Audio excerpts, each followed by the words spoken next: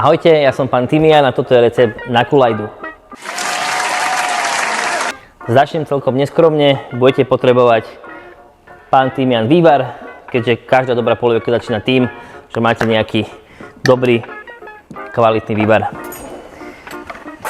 Liter horúcej vody, necháte si ho zovrieť a takto tam celý ten vývar len kydnete. Kydnete je silné slovo a zhruba o minútu a pol až o 2 máte hotový, skvelý domáci jedinový vývar. Čo ďalej? Urobíme si základnú vec. 100 g masla, odhadom asi takto, rozpustíme v hrnci a orestujeme si na ňom 45 g hladkej múky plus minus a zarestujeme si ju a potom ju zalejeme vývarom. To je základ našej polievky a potom vám poviem čo ďalej.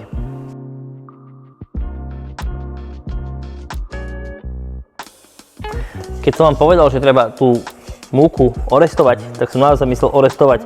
Keď necháte príliš krátko, tak budete hrozne cítiť takú tú múčnú chuť v tej polievke, takže pomaličku pekne zarestujte, takto plus minus by to mohlo vyzerať.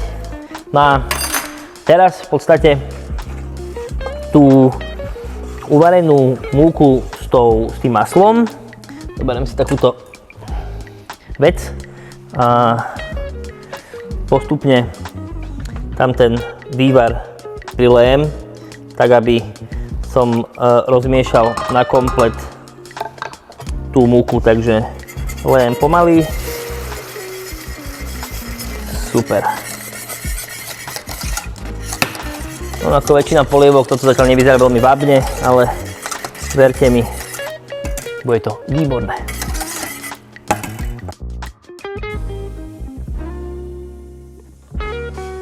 Ten základ na polievku sa ma varí už zhruba nejakých 7 minút. Ja si tu ešte dokrajujem zo pár zemiačkov, ktoré som mám predtým namočených v studenej vode, aby nesmavli. A pridám si ich k tomu základu a budem vlastne sledovať to, aby sa tie zemiaky v tom základe na kompletku uvarili. Dajme tomu nejakých 12 minút, keď to máte nakrájane takéto menšie kocky. Premiešať.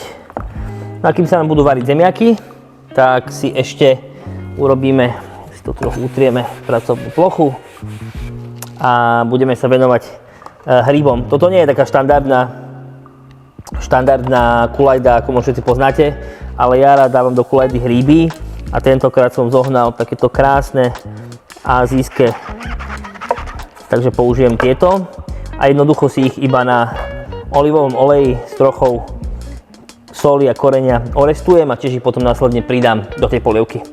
Keď máte sušené dubáky alebo vy si chcete dať nejaké iné hríby v sezóne napríklad, kľudne to môžete urobiť, je to len a len na vás.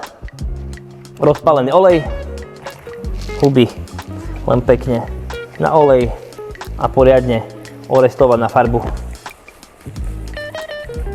Trochu korenia a malinko soli.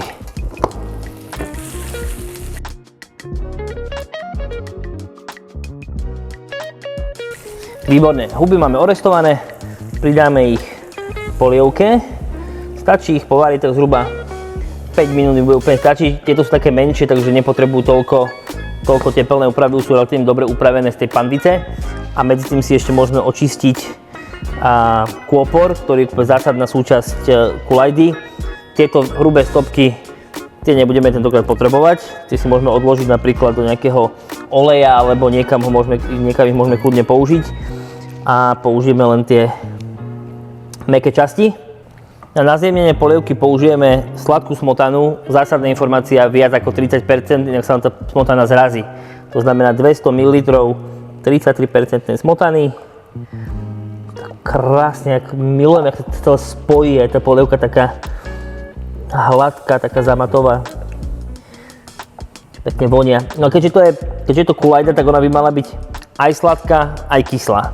Čiže jednoduchý recept, soľ a ocot. Soľ a ocot.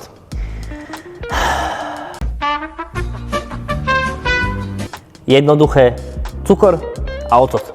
Takto celé spojíme. Ja si podám cukor kryštálového charakteru. A budeme pokračovať systémom, vždy je lepšie viac pridať, lebo odobrať sa nedá. What? What the fuck? Čiže poďme na že jednu polievku lyžicu cukru a dajme tomu, že 2 polievkové lyžice octu. Mimochodom, ocot, priatelia, ja používam rýžový. Odporúčal by som vám takýto, respektíve vinný ocot. Určite nie tú liehovú vec, čo to všetci dávate, alebo dávame si spolu na tlačenku. To nie je úplne dobrá verzia. No a teraz je to celé o tom, že chutnáte a chutnáte a chutnáte a doľaďujete.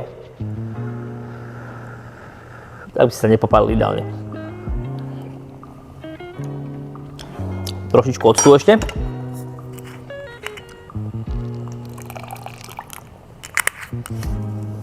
A toto je celé takáto alchymia. Ja už si tu finalizujem, nájemno si sekám kôpor, ktorý do tej polievky budeme pridávať, ale až po dovarení. Pokiaľ by sme tam pridali teraz, tak by zošedol, nebol by úplne v pohode. Finál je, že polievku som vypol práve v tento moment. No a ako je vlastne teraz hotový ten kôpor, tak ho tam takto celý pridám, on potom zase rozvonia samozrejme celú miestnosť. A každá kulajda by podľa mňa mala obsahovať stratené vajce, toto sa našlo. Každopádne nájdete recept na ňo tuto, pri recepte na vajce Benedikt. Poďme plejtovať. To si len do misky dáme polievku. Super. Do stredu si dáme to nájdené stratené vajce. A už stačí len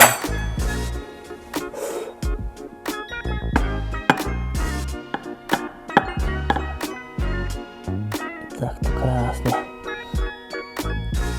Pre vás, ktorí nemáte radi kôpor, nemám žiadne dobré správy. Pre vás, ktorí ho radi máte, tak sa máte na čo tešiť. Páči sa, kulajda je hotová. Dobrú chuť.